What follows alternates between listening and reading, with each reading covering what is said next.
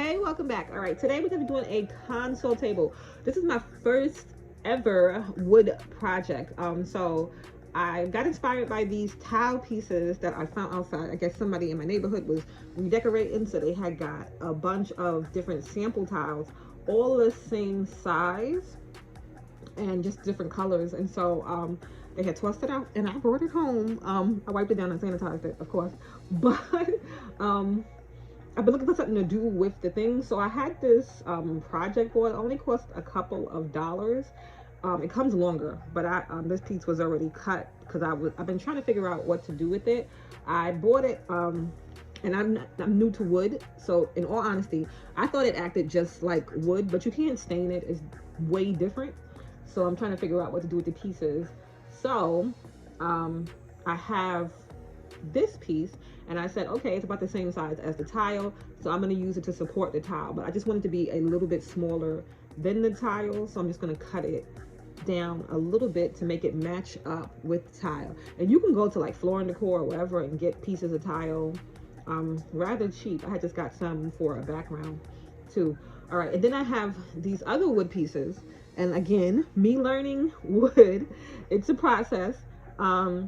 I had got it because I was like, oh, look, it's cute. It has an angle. But I don't know if you can see it, but it kind of bows, so it's not straight. So when you're picking out wood pieces, make sure to pick out straight pieces so you don't have real issues, whatever. But I have 4 legs that are going to be the size of what I want to do. So I'm just lining them up to the corners of the project board. And then it was a little wonky, so I decided to stabilize it at the bottom and kind of put pieces in between. So I put 2 short pieces in between and then 2 long pieces in between on the bottom to make it more stable when it stood up.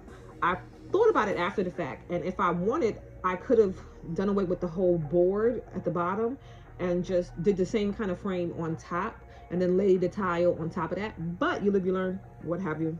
So this is the stain that I have. I used to stain on everything. I got it for like 50 cents on the clearance table at Home Depot, and I love the color of it. And it looks so pretty when it's done and everything.